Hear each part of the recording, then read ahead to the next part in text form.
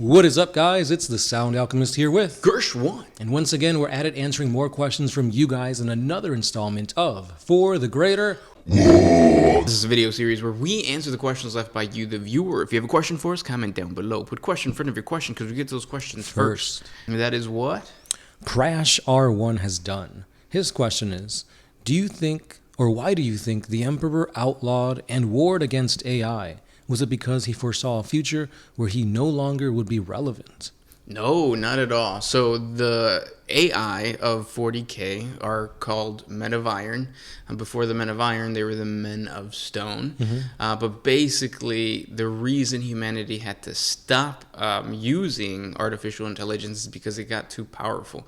Basically, what is it called? The singularity happened, and the Emperor wasn't even involved all that much during the whole Men of Iron, and it's called the Cybernetic Revolt. Yes, so like the machines basically did a iRobot, and Will Smith could not defeat them this time, and they were just trying to overtake humanity because they saw humanity as a detriment to themselves. So they're like, yeah, we need to rule.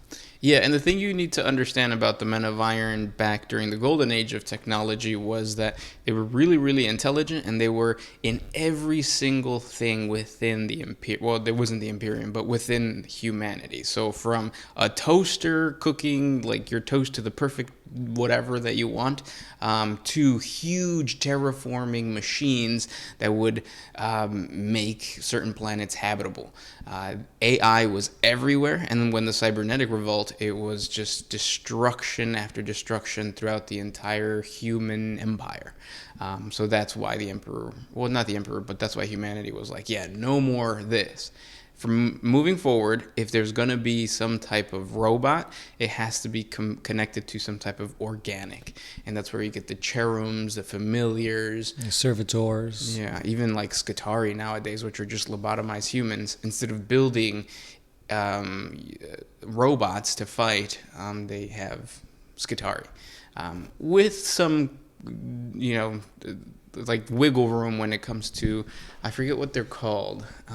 Basically the robots of 40K. The automata, I believe. There you go. Those things. Automatrons, whatever. Yeah. Yeah. So they're very simple protocols. Like they have no real AI. They just do whatever protocols are instilled into them. Yeah. Even if it's to their detriment. Yeah. So if it says keep moving forward, they're gonna move forward even if there's like a cliff. Yeah.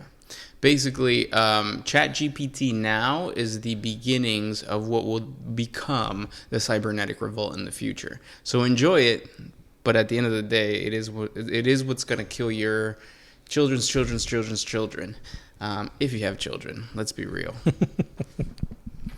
Good question, though. And next one. King Naga asks, why do we not see Tyranid demon/warp entity hybrids? Given what we know that the hive mind has a presence in the warp, why isn't this possible?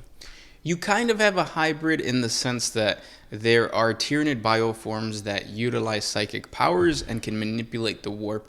The hive mind itself, or like the entire fleet itself, creates a shadow in the warp. So yeah, warp is being used by the Tyranids, or warp powers and psychic powers are being used by the Tyranids. It's just that a hybrid between a demon and a Tyranid isn't there.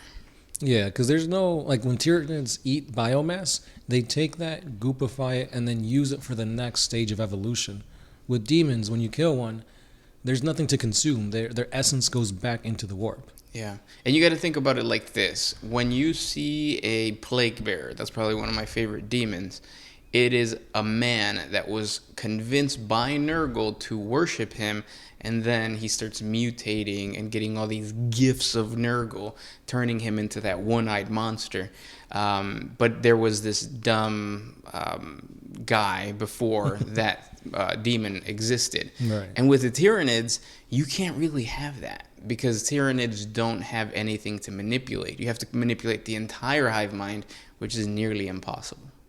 I actually have a 40 facts video on, I think it's Nurgle Tyranids, Laneshi Tyranids. So there is a way to twist the lore in your favor to make like a tendril of the Hive Fleet become Nurgified, but it's just very, very difficult. And you can check that video out on the One Mind Syndicate page. That's right. This next question is by Gilbert. Do you think Vastor and the Skaven will become a thing in 40K? No, I think Skaven. Honestly, I don't know too much about the lore of the Skaven. So the Skaven exist and they don't exist in the, I guess, 40K world? 40K world? Yeah, because, like, they're a thing in Age of Sigmar. They're basically rats who praise chaos or something like that. Yeah. And they're, like, have, like, technologies and stuff like that. And in 40K, there is a race of Skaven, which are rat-like humanoids that are very similar, but I guess they're different. Yeah, I forget what they're called. Yeah, they're not playable, but they are a thing in 40K lore. They're just like a minor Xenos race. And I think they come from the role-playing game Wrath. No, not Wrath and Glory. Rogue Trader? Yeah, no, not Rogue Trader. What's the other one? The one with well, there was a RPG game that came out, and it talked a little bit about this race of rats that evolved alongside humanity and know how to manipulate technology, and now they're in the Underhive basically.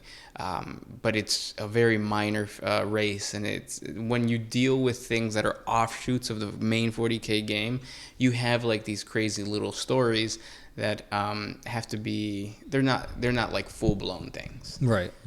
Or is it Rogue Trader now? I'm trying to It might. I thought it was Rogue Trader. I could be wrong. yeah, and I wish I could Smelt Rats, that's what There they're you called. go. So if you check out our 40 facts on Smelt Rats, that explains the connection between them and Skaven. But yeah, good question. The next one comes from Ed Handel. Do you guys think that the Emperor will ever walk again? I mean, we thought that Charles Xavier would never walk, and we were proven wrong. Yeah. I don't think the Emperor would ever be flesh and blood, though.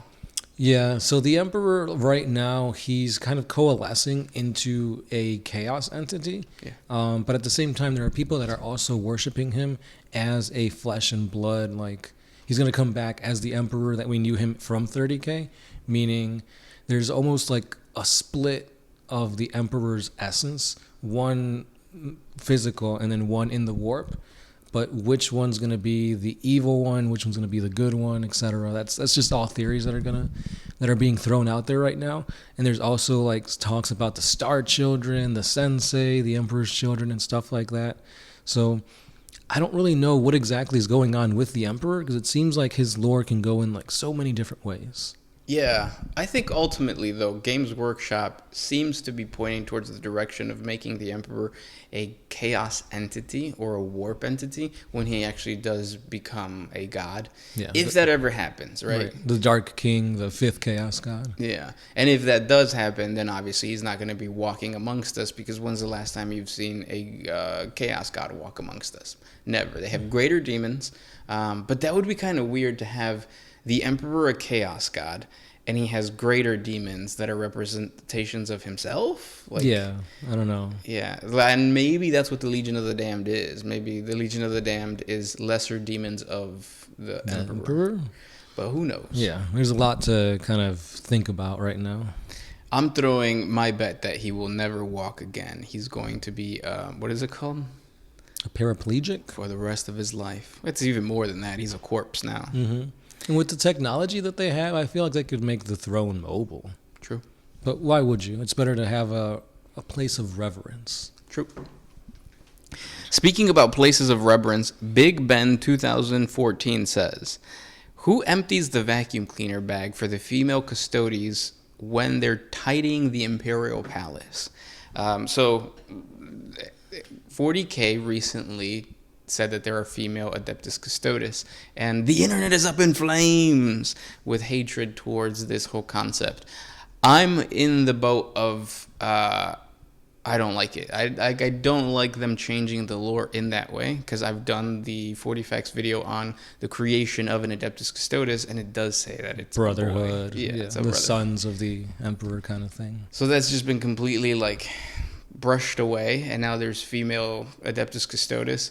And I don't know, like it is what it is, I guess. Yeah, it's like they really should take this time to flesh out other female factions, such as the Sisters of Silence, especially since the 10th edition Codex gave them rules where they could be played as a full army, but they don't have the model line and the overall like necessities to be a playable, winnable army. So it's like, why make them an army when they're not there yet?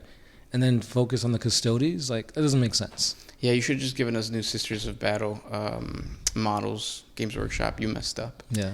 But also, I don't like the response that the internet has had, especially like our viewers. We posted on the One Mind Syndicate channel a couple of videos of like, if they're going to start making female versions of like Space Marines and Adeptus Custodes, this is how they can do it. So many people like threw like hate that didn't need to exist. It's a lot of people unsubscribing, and then you jump over to like Reddit and Facebook, and it gets toxic. Like, yeah. Some of the responses is just like, "Whoa, calm down." And what's funny is that we know our demographic is people between the ages of 25 and 32. What are you doing with your life, man? Like, you're an adult. What's going on? It's like you can play this game without ever having to deal with a female custodian. You could just do what we do and say, yeah, it sucks. We And don't move like on. It. Yeah. Yeah. But yeah, you guys are some of you guys are a little, the loud minority is very loud right now. Yes. But that's how it was for the Primaris Marines. Yeah. Everybody hated the Primaris Marines. Oh, this is going to replace our armies that we spent thousands of dollars of, blood, sweat, and tears poured into the army, converting it, getting lore for your army, all for it to be washed away for these new Primaris that now you have to rebuy, repaint. But maybe over time people will get over it. Maybe GW will listen and they'll be like, you know what, we messed up. This never happened. But I doubt it. I mean, GW has doubled down. They said on Twitter that there were always female custodies. So it looks like this has been canonized until it is not. Because that's one of the things about 40K is that it's very sandboxy. So things always change. True. Maybe this could be a storyline that I know a few of you guys I've read on Reddit that have said that, oh no, this is just Zeech. Getting their fingers into the custodies and kind of like messing around like, oh, they were always here, there's change, etc. So who knows? This actually makes me want to talk a little bit more about it, because even with that topic of like, what if it's Zinch and what if there's like a different narrative? Something about that, like, it doesn't sit well with me. So if you guys want to ask more questions about female Adeptus Custodes or female Space Marines, definitely do so that we could keep talking about it. Yeah, because there's something about that. Even if like we're trying to like say that, no, this is Zinch messing things up. Aren't Adeptus Custodes supposed to be uncorruptible? They are. However, in 30K, there was so much chaos that they were puppeteered. See? So there's a little ways. I don't know. But there's something that we can talk about in the future. Until then, keep asking questions, guys. I hope you guys enjoyed this video, and we'll talk tomorrow. Yeah. As always, it's been the Sound Alchemist here with Gersh1. And we are out.